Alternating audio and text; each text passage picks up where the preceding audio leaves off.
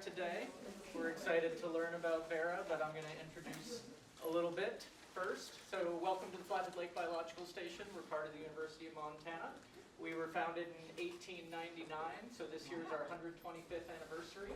We're very excited about our storied history. We're actually the second oldest biological station in the nation, so real point of pride for us to have been here for as long as we have, keeping our finger on the pulse of Flathead Lake and the Flathead watershed.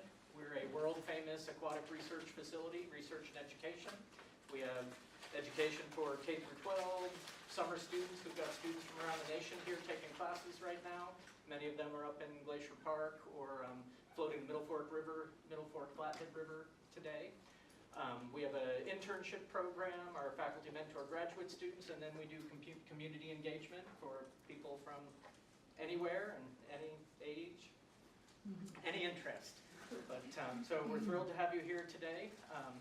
I do want to mention that we are having our 125th anniversary open house on Friday, August 2nd from 11 to 4. I've got some of these postcards on the table back that way. 11 to 4, we'll have presentations, scientific displays. We take people out on our research vessel. We're going to have food and music. It'll be a grand old time. So if you're interested in learning more about Flathead Lake, what the biostation does, meeting our team, that's a great way to do it. So that's Friday, August 2nd. So you are here today to meet our summer artist in residence. And I've had a lot of fun meeting artists and working on our Artist in Residence program. Our director, Jim Elser, in the back there, he came on board in 2016. And early on, we were having conversations, and I forget which one of us said it first, but one of us said, we should have an Artist in Residence program, and the other one said, that's so funny, I was just thinking we should have an Artist in Residence program. And I'm very active in the field station community. There are hundreds of field stations around the US and the world.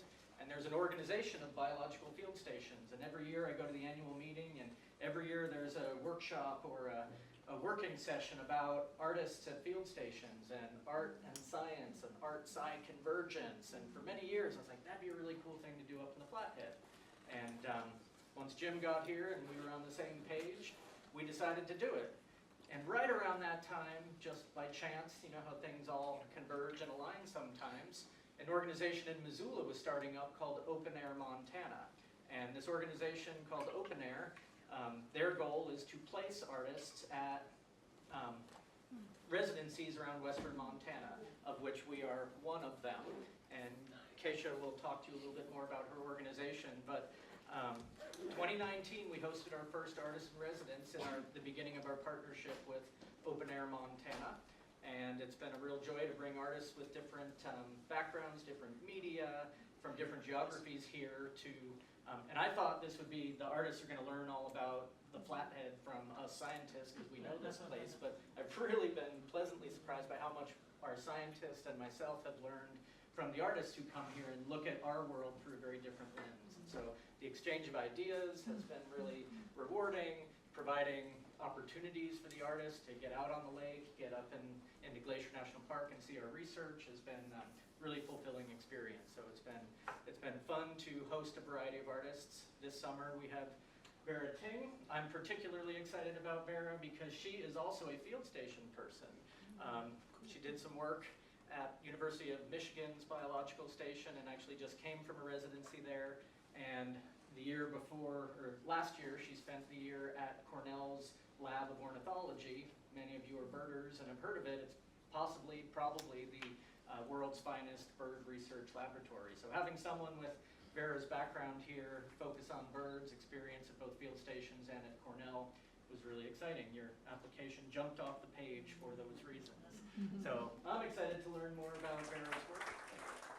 Yeah, thank you so much for the wonderful introduction, Keisha and Tom. Yes, thank you so much for being here today, everyone. My name is Vera, and I'm the artist in residence this summer. So here just I identify as an artist, also a naturalist, and naturalist that has been involved in avian research and also ecology. And I've also worked with specimens, as you've been told. So personally, my work is inspired a lot by being out in the field and working directly with different organisms. You can learn a lot by being outside and paying close attention to bugs, plants, and all the other different creatures outside. And I always love seeing how all these different organisms differ from site to site. So first wanted to talk a bit about my experience at the Michigan Biological Station. Part of what I really love is learning about the different species compositions and understanding how they change from season to season, helping me form a deeper understanding of a place and its unique ecology. And one of these places that I've been to multiple times over the past 5 years is the biological station up in northern Michigan, in Pellston, Michigan. And here's some photos of the cabins and the beautiful lake that the station is surrounded by. So a little bit about the biological station, also called UMBS. So UMBS is surrounded by Douglas Lake, which is a small kettle lake that, understandably has a lot of different insects that emerge over the course of the spring and summer months. So it is also lovingly called Bug Camp by a lot of the residents and the students that take classes there in the summertime.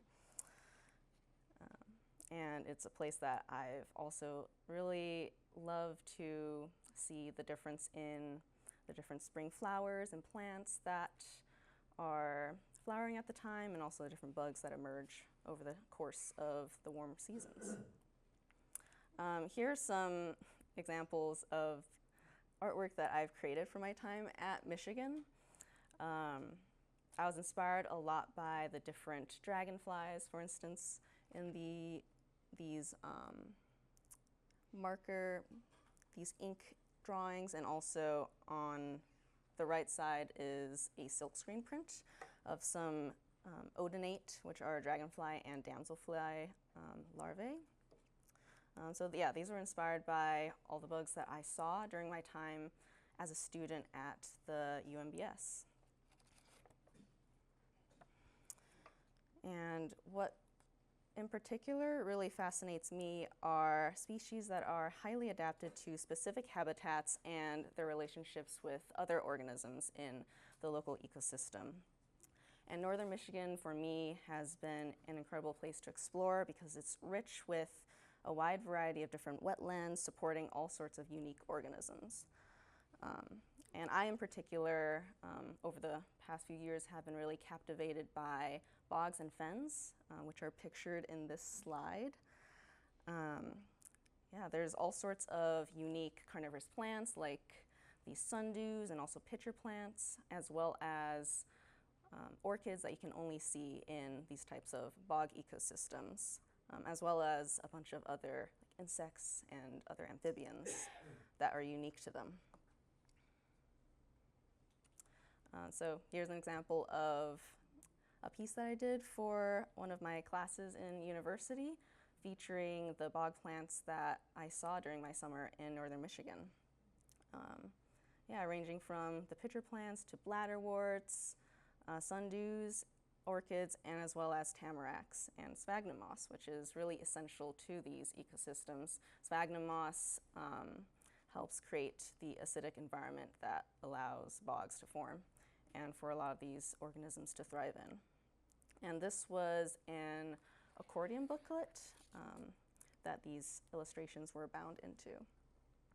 And the back side features a landscape scene inspired by the many bogs that you can find in northern Michigan. And this is just a close-up of some of these illustrations, showing some of the, for instance, insects and salamanders and birds that you might find that are being supported by these ecosystems.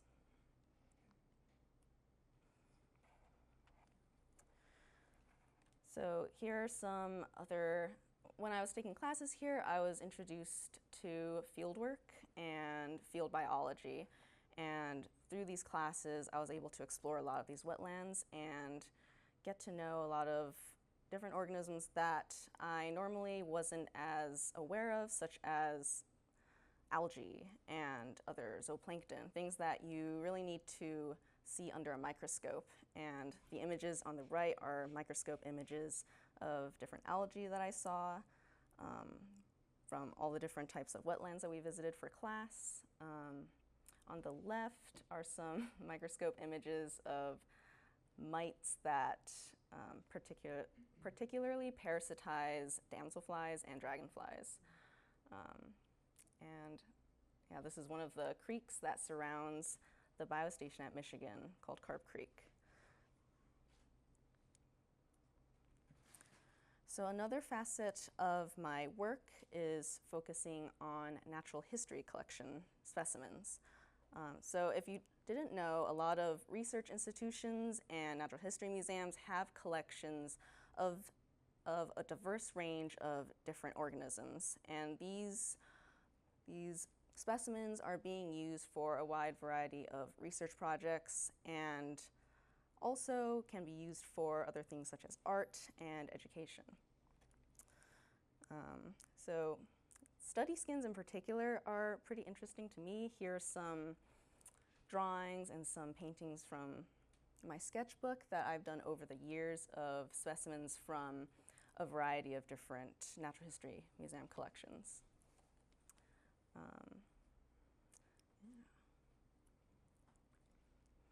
So for me, I find study skins really fascinating.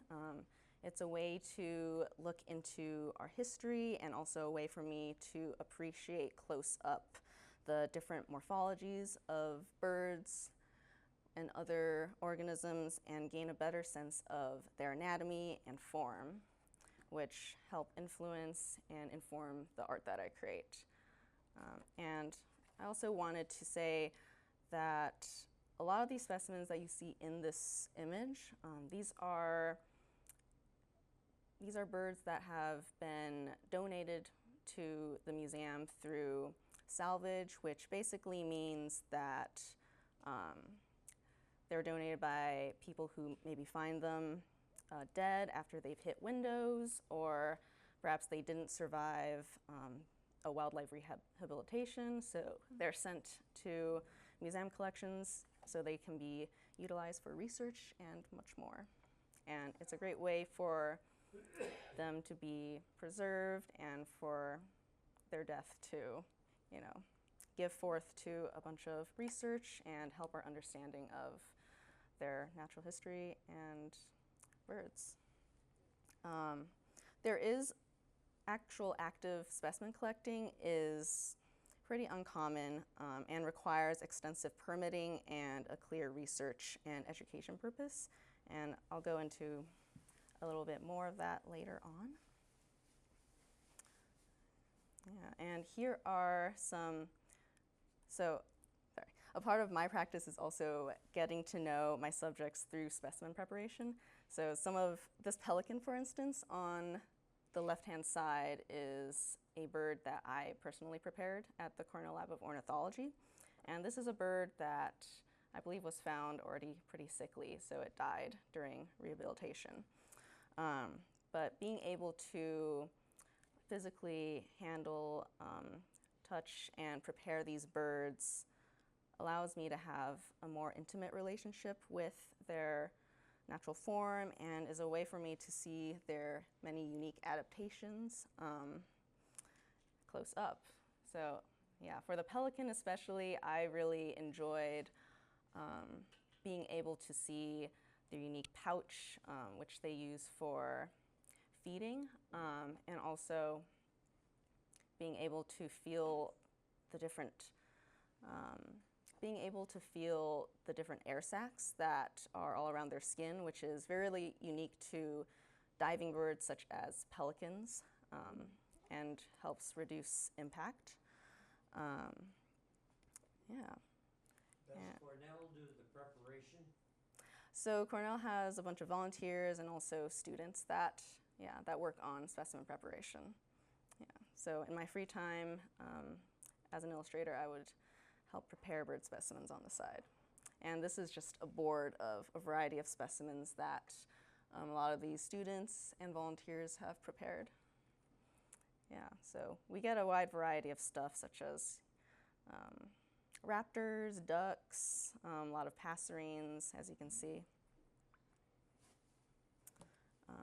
Yeah, some other specimen preparation that I've also been involved in is with botanical specimens. And these are some ferns. This is a fern and also another type of bean plant that I created into a specimen as part of this plant illustration course that I took called Florilegium. And these were taken from land owned by the University of Michigan around the biostation there.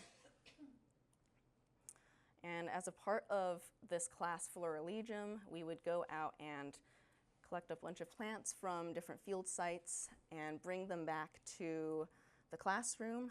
Here's a photo of a bunch of collected plant references from like a nearby field and also the forest. And on the right are some plants that I decided to focus on. These are a unique group of parasitic plants called under the genus Monotropa that parasitize, that feed on the fungi of different, I believe it's like fir trees or, yeah, different types of trees in the forest. Yeah, so for these I utilized watercolor. Watercolor is a medium that I've really gotten into in the past few years as it's super portable and really great for when you need to pack light for being out in the field. And this is a sample of some recent work that I did this summer, kind of merging the idea of specimen collecting and also science illustration together, kind of combining my previous work with making botanical specimens and also illustrating the plants directly from life. This is a orchid, the tuberous grass pink, that I found in a nearby bog. I included some things such as the collection data, the species name, and also there's like a link to my iNaturalist posting for more details on like where I found the plant. And then on the right is striped coral root, which is a parasitic orchid that I found in northern Michigan, which I thought was really interesting. Yeah, so for these illustrations, I basically drew and painted these plants from life when the plants were still alive, and then I harvested one of the plants that I had seen and basically pressed them into a botanical specimen to be shown alongside with my illustration. Yeah, and here is a piece that I did last year that was partially inspired by my previous accordion booklet on bog plants, but this was a collaboration with a research lab at Cornell University that researches anemones and corals. And in particular, I was really interested in their natural history. So let me see.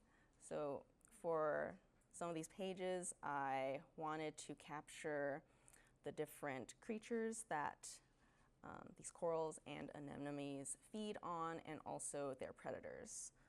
For instance, the northern star coral, it feeds on a variety of different zooplankton, and it has an interesting symbiotic relationship with algae. And the nudibranchs and fishes are the ones that feed on them. There's a little bit of debate on, or it's a bit unknown exactly which nudibranchs feed on them, because the corals are also known to feed on certain nudibranchs as well. Yeah. And just going back, on the back side of this is showing the different habitats that they both are found in. The anemone can be found in a more, in a calmer oceanside environment with less waves, and the northern star coral can be found in more turbulent ocean waters. often kind of near, often in more sandy environment. Yeah. So what's another part that's important for my work is being involved in fieldwork and also nature journaling. Fieldwork, being out in the field has inspired a lot of the work that I've shown you, and nature journaling is another way of capturing what I see day to day in my sketchbook and being able to note, make different notes on interesting characteristics that I learn from researchers and also through my own personal observation of the different creatures that I see. This, for instance, this was a trip that I took with the Cornell Museum of Vertebrates team. They were going out to collect fishes and also birds, and this was also a learning experience for some of the undergraduates there at Cornell to learn more about museum research and collection. And yeah, this is a painting of some of the fishes that I saw on one of the days. And understandably, the field work days are pretty busy, so a lot of the times I would only have time to like draw or maybe make notes of what I really wanted to put in my sketchbook, and then I'd only have time at the end of the day when it had gotten dark to finish my painting. So this is a picture of me with a headlamp trying to finish my fish paintings. Yeah, here's another sketchbook page from an earlier day in the trip. These were some gar that I saw in the Rio Grande. Yeah, and I noticed an interesting behavior of a bunch of them just huddled in a group and kind of splashing, possibly spawning behavior. Yeah, and a part of this trip was also specimen collecting and preparation. So on some of the days, there were some mishaps in the trip and with supplies, so that led to us having one afternoon free, and during this time we were preparing some of the bird specimens that we'd collected, and this is some sketches and paintings that I did from that afternoon. Yeah, showing a little bit of the specimen preparation process. So basically these birds they're opened up and all the flesh and organs and soft parts are removed, and then they're stuffed with cotton to help preserve them, and then they're pinned out on a board to dry. Yeah, some more photos. The students are setting up the mist nets to catch the birds in this one, and here's another page of one afternoon that we spent out by a pond where I've observed a bunch of different insects and also the birds that we caught.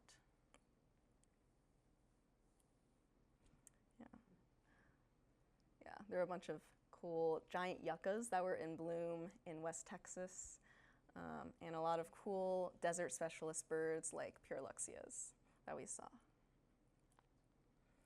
Yeah, and this is a page showing our last day in the field. There was a really beautiful sunset with just like thousands of yuccas in bloom, and it was a gorgeous sight. So taking my experience from being in Texas and also a past experience in New Mexico, I was inspired to create this illustration for the Lab of O for one of their tote bag illustration for lab members. So I really wanted to focus on cuckoos, and in particular I chose to illustrate the greater roadrunner. And this is one of the birds that we saw when we were out in Texas. They're just incredibly beautiful, and I feel like a lot of times you can't really tell how subtly beautiful they are. Like their feathers are this iridescent kind of green-blue in certain lighting, and I really wanted to capture that in this painting, and also show how colorful the desert really can be, especially with like the sunsets and the sunsets and sunrises, and all the really unique desert plants like the ocotillo, the red blooming ocotillo in the background, the yuccas, and also prickly pears.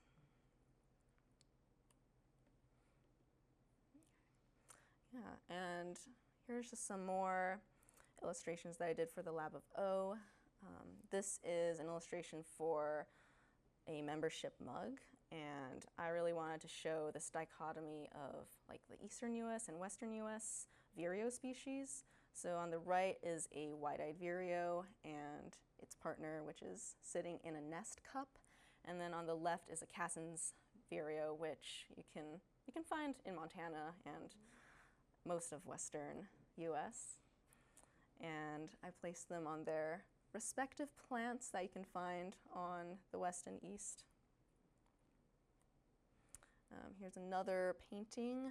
This was for a holiday card for the lab, and I really love pine grosbeaks.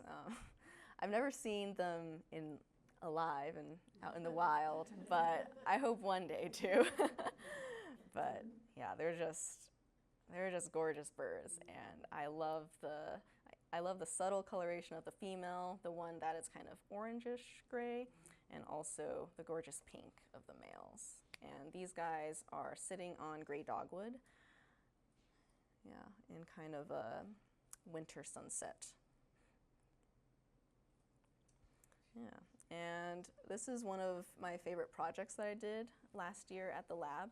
I had the chance to work on a poster for their recent Wonderful World of Woodpeckers online course that they have. And I was able to personally select which species that I wanted to showcase. And I chose a variety of birds that had interesting behaviors, such as the ground woodpecker that nests on the ground, which, yeah, you can tell from the name. And it's a pretty funky looking bird. And also wanted to show like woodpeckers that can be super colorful, because a lot of the woodpeckers that you see here in the US, they're mostly like black and white and gray colored, but there's a lot of woodpeckers worldwide that just have these like super colorful greens, reds, and also yellows. And also, yeah, woodpeckers come in a great many different sizes and a bunch of different feather patterns too.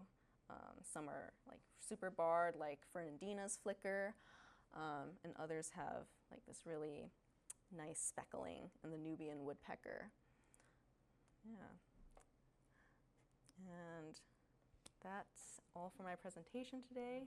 Thank you everyone for coming, and I'm looking forward to exploring more of the Rockies here. Yeah, so I'll take questions now. I also have some stickers for sale on that table here if you want to take a look later, but yeah, happy to answer any questions. Is all of your work hand-drawn, or do you do any computer-aided graphics? Yeah, so all of the illustrations that I showed in this presentation, they were hand-drawn. The poster, for instance, those were hand-drawn birds, but they were arranged digitally in that format. I do some digital work as well. Mm-hmm. You've given illustrations of how your work gets into the public notice through special projects. Mm-hmm. Does it also lend itself to teaching and research? And if so, how? Yeah, so I didn't show it in this presentation, but I have more science illustration type of work that is featured in like research publications. Yeah, that type of work. There's also, yeah, and some of my illustrations have also the more science illustration ones, like infographic type of stuff, are also published in the Living Bird magazine, for instance. So yeah, science illustration, you can find it in all sorts of places, from like textbooks, research magazines, to papers. Thank you. Mm-hmm. What drew you to this profession? I feel like ever since I was little, like nature, being curious about nature, like being outside, and also just drawing has just been a big thing in my life. They've kind of both developed at the same time for me, and yeah, it's just something that I've never been able to let go of. And yeah, I just continue doing that even through school. And yeah, it's something that I hope to keep doing. Yep. So Vera, what's on your to-do list, to see list, to find list, to experience list for the biostation? So I'm really interested in learning more about the stream ecosystems here, as well as looking at some of the different microorganisms under the microscope, such as algae, other zooplankton. I'd also like to get to know some of the Montana birds around here as well, such as dippers. Yeah. And did I see a hand there? Would you say you had a photographic memory? No. That would be really helpful for me, and a lot of times I wish I had. I have a friend I go birding with. I try to list the field details of the bird. I think she sees in her head, Yeah. and that is a tremendous advantage.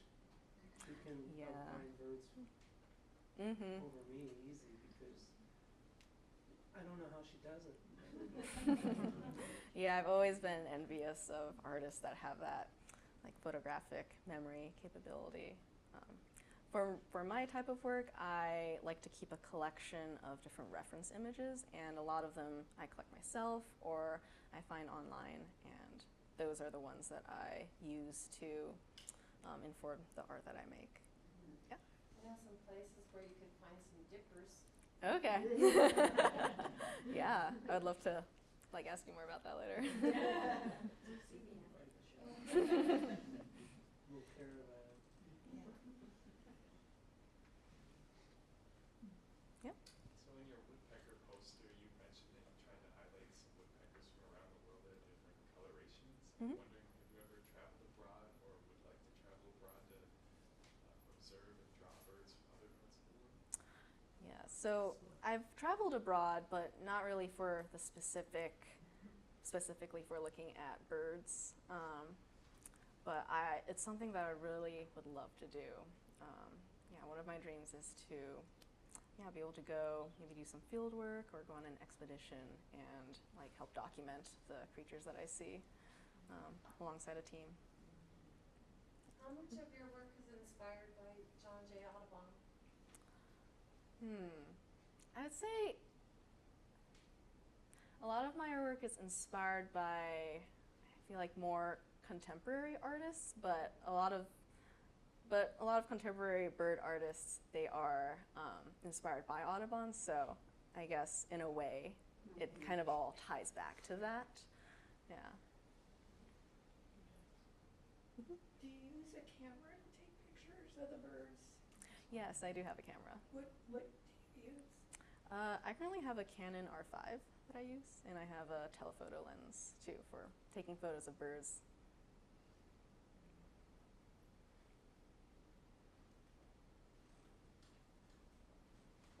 I have one more question. I'm sorry. I always have lots of questions. Do you have any more of those types of illustrations, like of the woodpecker, that have all of the information about them? I mean, I noticed that a lot of your artwork has that kind of stuff, but do you have more like those kind of poster-like things?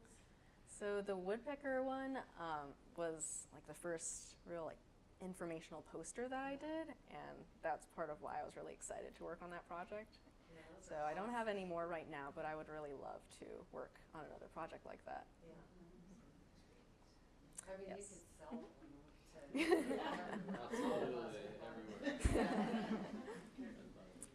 Yes, Tom? Other field stations that have artists in residence, and what is the objective of the field station with respect to an artist in residence? Yeah, I feel like a lot of field stations, it's very research focused. So being able to have an artist living at the station for a time can, you know, bring new insights into the type of work that they're doing and help us have like a more rounded understanding of the natural world. And art is a way of like helping disseminate like difficult scientific concepts. So yeah, there's a lot of things you can learn from doing art and observing and taking in the artwork that you're looking at. Yeah. And Tom? When you were at Cornell's Bird Lab, did they have other scientific illustrators there, or like people who were on their team, or did they bring people like you in for a shorter period of time to meet those drawing needs that they have? Yeah, so there is one illustrator on staff, my direct supervisor, Jillian. And generally, so the program that I was in, it's a one-year fellowship, and their intention is to bring in early career science illustrators. So it's on rotation every year. There's new illustrators that are brought on.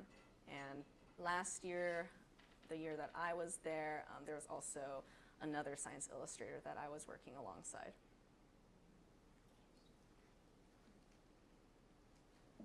Mm-hmm. How long did it take you to create the Vireo illustration?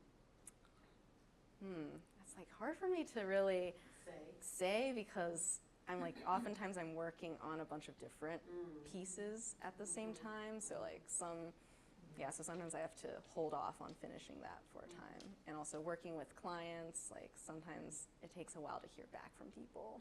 So yeah, but maybe it might have been like about a month. Yeah.